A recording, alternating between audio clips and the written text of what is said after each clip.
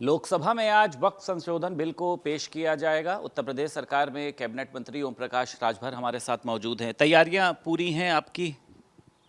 पूरी तैयारी है। देखिए, जो मजबूत मुसलमान हैं वो कमज़ोर मुसलमानों का हक लूट रहे हैं, इस नाते वही लोग परेशान हैं।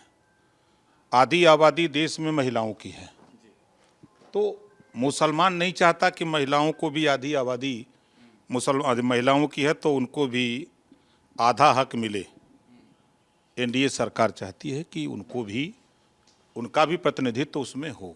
जैसे हम उदाहरण आपको बताएं, जो पुराना कानून है सेक्शन 40 में रीजन टू विलेज के तहत अगर वक्फ बोर्ड किसी प्रॉपर्टी पर दावा करता है तो उस प्रॉपर्टी का मालिक सिर्फ वक्फ ट्रिब्यूनल में ही अपील कर सकता है। सरकार क्या चाहती है, नए बिल के अनुसार जो कानून आ रहा है, नए बिल के अनुसार प्रॉपर्टी का मालिक ट्रिब्यूनल के अलावा रेवेन्यू कोर्ट, सिविल कोर्ट या अन्य ऊपरी कोर्ट में अपील कर सकेगा। कौन सी बुरी बात है? सबको अधिकार है, संविधान की बात है, कानून का राज है। दूसरा पुराना कानून है वक्फ ट्रिब्यूनल का फैसला आखिरी माना जाता है, उसे चुनौती किसी अदालत में नहीं दिया जा सकता।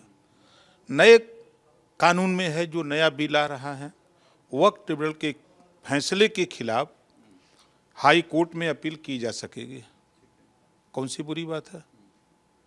ये सपा बसपा कांग्रेस के लोग ये मुसलमानों को सिर्फ नफरत सिखाते हैं, मुसलमानों के हितैषी बनते हैं। तो हम तो सपा के नेता से पूछना चाहते हैं कि पिछड़ी जाति में मुसलमान आता है ना? 5 साल 4 बार सरकार रही, 5 साल खुद अखिलेश जी मुख्यमंत्री थे। 5 साल में ये बता दें कि वो सबके मुख्यमंत्री थे कि खाली यादव के मुख्यमंत्री थे। पुलिस की भर्ती हो, दरोगा की भर्ती हो, कानूनगो की हो, लेखपाल की हो, एसडीएम की हो, 86 में 56 अकेले यादव को कर दिया। तब तो मुसलमान नहीं दिखाई दिया, मुसलमानों की हितैषी नहीं बने। छोड़ दिया राजभर को, चौहान को, बिंद की वट, मल्ला को, वारा, करकबंसी, बंजारा, बहलिया, खंगार को, इनको छोड़ दिया। चलो ठीक है, आपको जो 18% वोट देता है मुसलमान, उसकी गिनती अगर हिम्मत हो तो आप बता दो। समाजवादी पार्टी के लोग, आप कहते हो ओम प्रकाश राजभर विरोध करते हैं।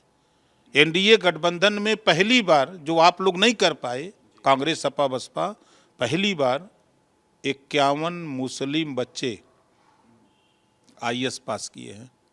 अब इनको चिंता सता रही है कि वो एसडीएम बनेगा, सीडीओ बनेगा, डीएम बनेगा आगे चल के, तब तो वो कानून की बात करेगा, तो ये नफरत फैलाने वाले लोगों पर डंडा चलेगा। इस नाते ये चिंतित हैं। पुराना कानून है, जैसे आप किसी ज़मीन पर मस्जिद हो या उसका उपयोग इस्लामिक कामों के लिए हो तो वह ऑटोमेटिक वक्फ संपत्ति हो जाती है। पुराना कानून है। नए कानून में जब तक किसी ने प्रॉपर्टी वक्फ को दान न की हो वह वक्फ संपत्ति नहीं होगी। कौन सा बुरी बात कही जा रही है? चौथा है वक्फ बोर्ड में महिलाओं को और अन्य धर्म के लोगों की नियुक्ति नहीं हो सकती। अब देखिए कितना बड़ा भेदभाव है। अल्पसंख्यक में सिख, ईसाई, जैन, फारसी भी आता है ना। आप उनको दरकिनार कर रहे हो, कुल हिस्सा आप ही लूटोगे हैं। तो नए कानून में, नए बिल में सरकार का प्राविधान है वक्फ बोर्ड में 2 महिला। कौन सी बुरी बात है? 2 अन्य धर्मों के लोगों को उस कमेटी में शामिल किया जा रहा है। तो ये सपा बसपा कांग्रेस को बुरा लग रहा है कि ऐसा क्यों कर रहे हैं। तो उनका भी अधिकार है, सबका साथ सबका विकास। तो फिर भेदभाव कहाँ है? ये तो सबका साथ सबका विकास की बात हो रही है। कल जो है इंडिया गठबंधन पूरे ब्लॉक ने एक बड़ी बैठक करी और ये कहा कि आज इसका जमकर विरोध किया जाएगा। मुस्लिमों के साथ अत्याचार हो रहा, उनकी ज़मीनों को भाजपा छीन लेगी, हम बिल की वोटिंग का भी विरोध करेंगे। अखिलेश यादव ने ये कहा। एकरे अलावा क्या करी हैं? इसके अलावा क्या कर सकते हैं? जब सत्ता में था तो मुसलमान याद नहीं आया? सत्ता में था तो मुसलमान याद नहीं आया?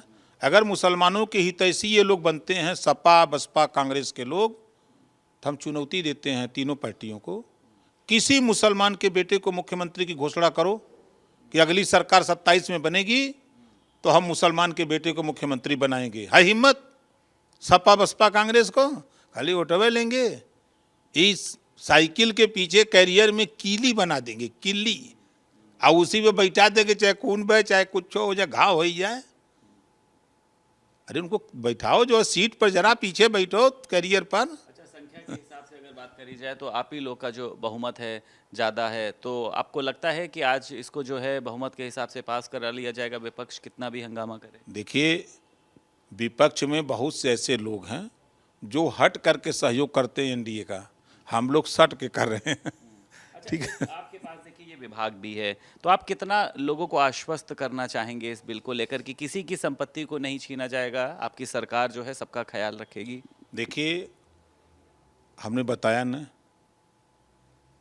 कहीं किसी को कोई दिक्कत नहीं है। दिक्कत अगर है तो समाजवादी पार्टी, कांग्रेस, बसपा को दिक्कत है, और किसी को दिक्कत नहीं है। मुसलमानों में उनको दिक्कत है जो वक्फी ज़मीनों को बेच करके माला माल होते हैं, जो गरीबों का हक छीनते हैं, गरीब मुसलमान, सिख, ईसाई, जैन का हिस्सा छीनते हैं, वो लोगों को तकलीफ है। अखिलेश यादव ये क्यों कह रहे हैं कि भाजपा को सिर्फ ज़मीनें दिखाई देती हैं, ये लोग वक्फ की ज़मीनें बेच देंगे, सीएम जो हैं वो पार्ट टाइम अपने आप को सीएम बताते हैं? और अखिलेश यादव जी को सिर्फ यादव दिखाई दे रहे थे। 86 में 56 यादव एसडीएम बना दिए, तब तो नहीं दिखाई दिया कि मुसलमान भी है। 18% वोट हमको देता है, 38% पिछड़ा है वो भी वोट देता है, तब ये नहीं दिखाई दिया।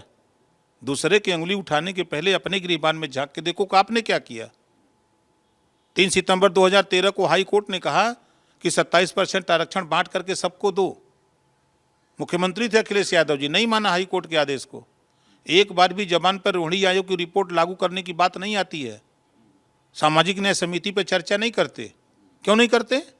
इस नाते कि कहीं उनको जब हमारी सरकार बनेगी तो उनका हकवा लूटेंगे कैसे। ठीक है। अच्छा, डीजीपी ने निर्देश भी जारी किए हैं पूरे प्रदेश भर में सुरक्षा को लेकर, तो इंतज़ाम पूरे हैं? आपको लगता है कि अगर कोई किसी भी तरीके का ऐसा करता है तो आपकी सरकार की तैयारियां पूरी हैं विपक्ष को, कि जिस तरीके से आपने कहा गुमराह कर रहा है? देखिए, सरकार पूरी तरह तैयार है। कोई भी कानून अपने हाथ में लेने की कोशिश करेगा तो कानून उनके साथ अपना काम करेगा, ये भी बात है। बहुत शुक्रिया बात करने के लिए। उत्तर प्रदेश सरकार में कैबिनेट मंत्री ओम प्रकाश राजभर हमारे साथ मौजूद थे। लखनऊ से वीडियो जर्नलिस्ट अमरीश के साथ संदीप खेर, भारत समाचार।